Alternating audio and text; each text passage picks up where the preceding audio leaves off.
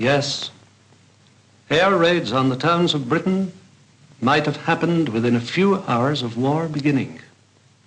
May have happened by the time you see this. May happen at any time. Let's keep that well in front of our minds when we think of this queer new business of evacuation that's rooted up so many people and put them down in unfamiliar places. Within 48 hours of war, 1 million children were miles away from their homes in the comparative safety of the reception areas. What a moving job. And just think what far-reaching consequences it may have. Consequences that perhaps very few of us today are able to foresee. For this is by far the greatest experiment of the kind that has ever been undertaken in any country. Here we have this vast army of children. The citizens let us hope of a happier world of tomorrow, taken from the streets of the towns and transplanted into the simpler, healthier life of the country. A sudden reversal of all that has been going on since our industrial age began. 1 million children moved and not one casualty. But getting them away was one thing. Sorting them out and fixing them up in their new billets, well, as you can guess, that was even harder. First, they were all taken to one place in each town or village to be sorted out. There they were, children of all shapes and sizes from all sorts of homes, going to people they'd never seen in their lives before. The miracle is that so large a proportion settled down first shot to this unexpected new life as to the manner born. But as you can imagine, there were no end of other cases where the children and the new foster parents didn't shake down at all well together. Misfits. Yes, there were misfits and plenty. Difficulties, troubles, simply hopeless cases. Some of the country folk said an air raid itself couldn't have been much worse. And of course it only needed one or two unruly ones to get a whole village full of bad name. Well, you know the old saying about idle hands and mischief. Of course they got into mischief now and again. Didn't you when you were young? But after all, it wasn't too easy for the youngsters either. Suddenly rooted up and planked down among strangers. Of course they got up to mischief. What child wouldn't? And there were plenty of apples on the trees.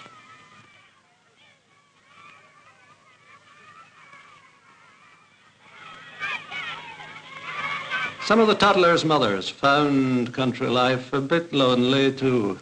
You know, no movies, no neighbors, no shops.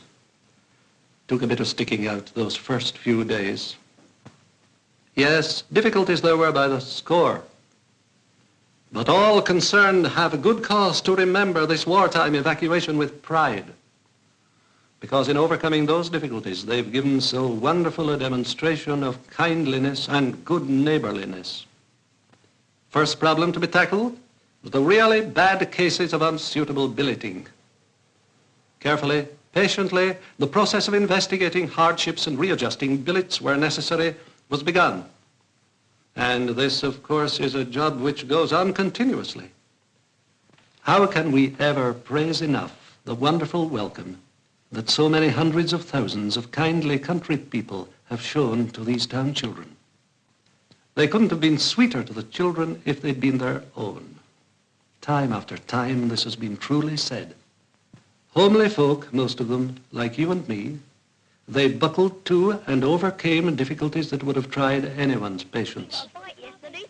This good soul already had 4 evacuees in her home when the billeting officer told her that they were having trouble in fixing up another youngster.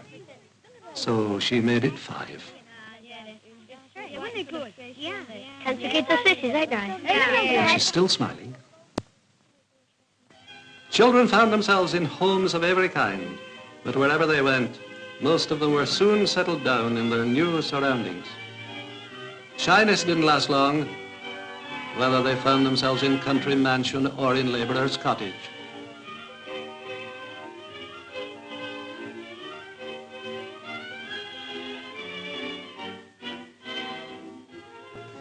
women's voluntary services, organized through the Women's Institutes, the Girl Guides, and other national organizations, over 120,000 helpers. Sewing, making men parties, hard at it.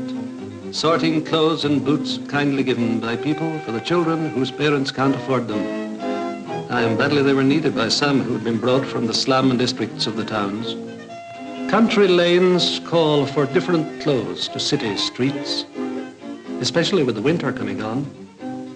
And the people in the reception areas did everything possible so that their young visitors should be warmly clad. What hard work it all meant. Committees were busy everywhere, solving new difficulties every day. One of the problems were the visiting relatives. One woman with 4 evacuees had 17 of their relations turn up one weekend. Now, in many places, helpers have taken over village halls where parents and children can have a cup of tea and be together. The biggest problem of all, of course, were the mothers who went with the little ones under 5. It's asking something to put 2 women in the same kitchen and expect harmony to come out of it.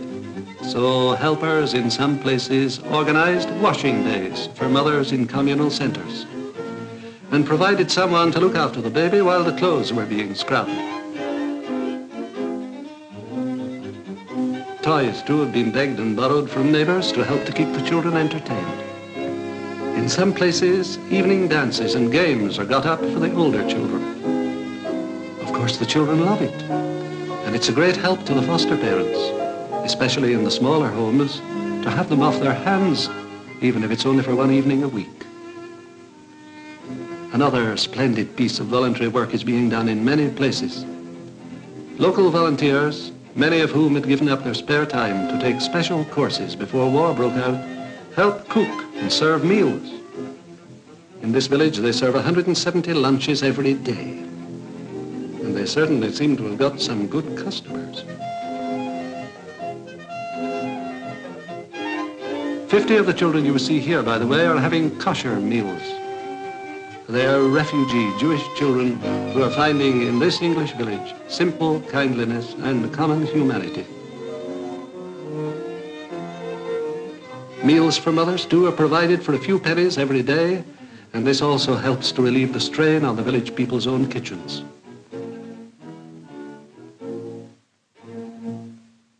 Bear in mind, too, that wherever children and mothers went, all regular health and dental needs and so on had to be met, too. Doctors, nurses, and trained voluntary helpers in these country districts had their work cut out to cope with the sudden rush. Here's one of the emergency hospitals. When the town child goes into the country not knowing one kind of berry from another, you can guess what happens. Amongst those who were moved were blind, invalid, and delicate children. These youngsters, for example, are all from special schools. Here they're having the time of their lives at one of the big seaside holiday camps that the government took over for them. Bit better this than cramped streets and smoky chimney pots. And yes, the all-important business of being born didn't stop either. All these young heroes had to choose this particular time to make their appearance into the world. In all, 3,500 evacuee babies were born during the first 6 weeks.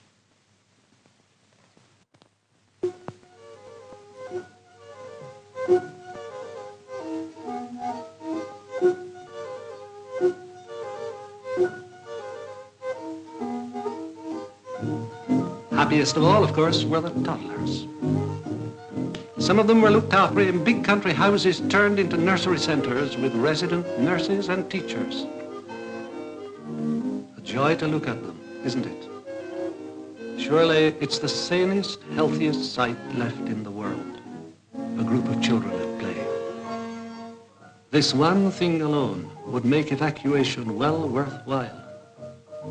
For it not only means that the youngsters are taken bodily out of harm's way, but that they may still know nothing but the happiness of childhood. If only it didn't take a war to enable these children to know the joys of the open air to see the flowers, the trees, and the birds. Will they remember it wistfully as a lovely holiday? Or will it make them determined later on to get away from bricks and mortar?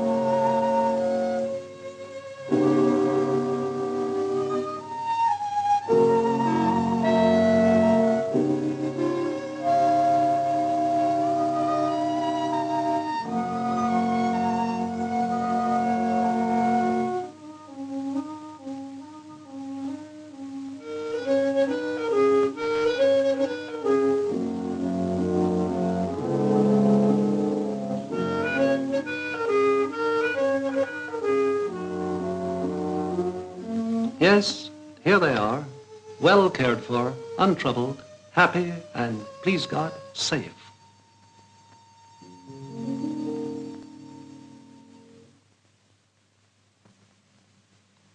Very soon, the children's schooling began again.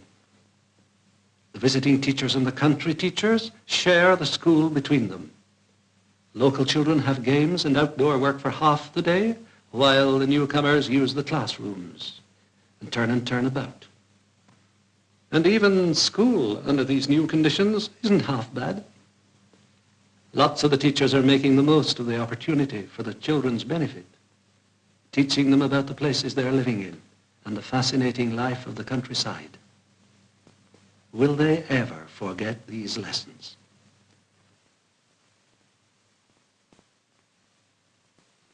Where have you been all the day, Billy boy, Billy boy? Where have you been all the day, my Billy boy?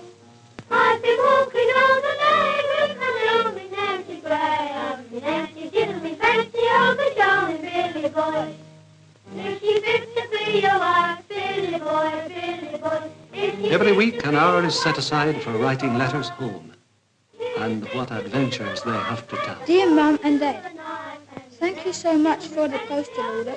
This morning I went on a horse to Westwood Farm. The horse's name is Prince. Dear Mum, I'm sorry for not writing for a long time. Well, I have moved to the new place. The lady is very nice. I have got an eiderdown on my bed. There are 4 other children there. The boy is called John. He is older than me. There are 2 little girls. We have been playing on the haystack again. The people do not mind. They say, will you send us some Wellingtons, as it will be very wet. We go to school in the morning, and in the afternoon we play games. I like the afternoons best. Give my love to Dad.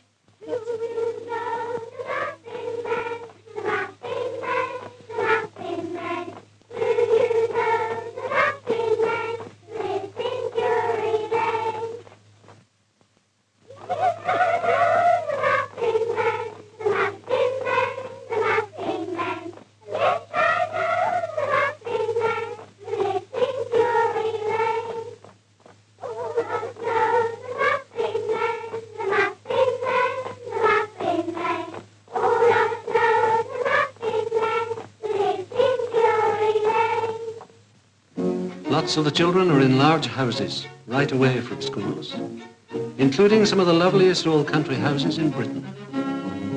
Their minds are developing in new surroundings. Here, one of the rooms of the house has become the classroom. It's hard work for the teachers in these new boarding schools. Many of them have to act as foster parents as well. But the best classroom of all, when the weather is fine, is outdoors. After all, real trees and animals and buildings are better than any the teacher can draw on the blackboard. So we can say with all our hearts, thank you to the thousands of teachers who have done so splendidly. We say it too to the wonderful army of voluntary helpers who've given so unstintedly of their time and effort. To the parents who've put their duty to their children first. And above all, to those great-hearted folk in country towns and villages who are doing all they humanly can to help others at this time of need. It's due to them that over 500,000 children are now settled in wartime homes outside Britain's danger areas. Thus, the urgent problem of the present is being met. And what of the future? Who can doubt that out of this vast migration of town children to rural areas, great good will come in the years ahead? Who can doubt that all this comradeship and self-sacrifice will result in friendships and happy memories that will remain when the grim realities of today are past? Already, fresh air, good food, and regular hours are working wonders. The children are gaining in weight. They're fitter, stronger, more alert. They're gaining experience that'll benefit them all their lives. They're learning the pleasures that only begin where the city pavements end. Our towns have become too big, too crowded. For years, sensible people have said it. It may be that in getting together to master this vast wartime problem, we've taken a bigger step than we know towards happier living when we are again at peace.